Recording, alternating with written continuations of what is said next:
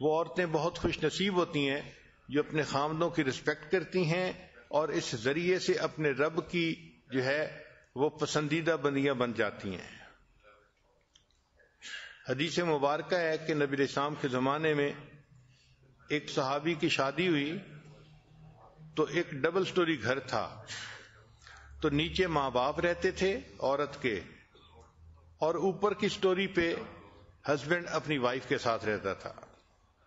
چنانچہ ایک مرتبہ ہسبینڈ کو کسی تجارتی سفر میں جانے کی ضرورت پیش آئی تو اس نے میک شور کیا کہ گھر کے اندر ضرورت کی ہر چیز ہو۔ پھر جب الوداع ہونے لگا تو بیوی کو نصیحت کی کہ دیکھو تم نے اوپر سے نیچے نہیں اترنا۔ بیوی نے کہا ٹھیک ہے، ہسبینڈ چلا گیا۔ اب بیوی اوپر کی سٹوری میں رہ رہی ہے، اللہ کی شان کہ اس کے والد بیمار ہو گئے۔ اب یہ ایسا کلوز رشتہ ہے کہ انسان کا دل چاہتا ہے کہ اپنے والد کے پاس بیٹھے، اس کی تیمارداری کرے، خبرگیری کرے، خدمت کرے، مگر وہ عورت نیچے اتر ہی نہیں سکتی تھی چونکہ ہسبینڈ نے کلیئر لفظوں میں کہہ دیا تھا کہ آپ نے نیچے نہیں اترنا۔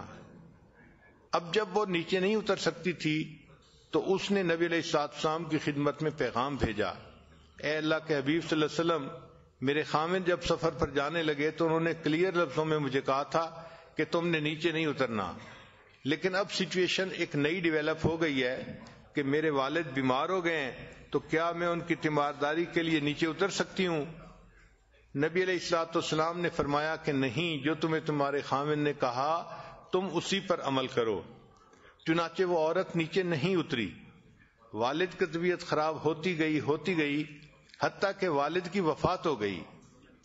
اب والد کی وفات ہو گئی، اللہ کے پیارے حبیب صلی اللہ علیہ وسلم اگر چاہتے تو فرما سکتے تھے کہ ٹھیک ہے یہ ایک نئی صورت ڈیولپ ہو گئی ہے، اب میں تمہیں اجازت دیتا ہوں کہ تم نیچے اتر آؤ اور اپنے والد کا چہرہ دیکھ لو، مگر نبی علیہ الصلوۃ والسلام نے ایسا نہیں کیا، بلکہ یہی فرمایا کہ نہیں، چونکہ خامد نے کہا تھا نیچے نہیں اترو تو آپ نیچے مت اترو۔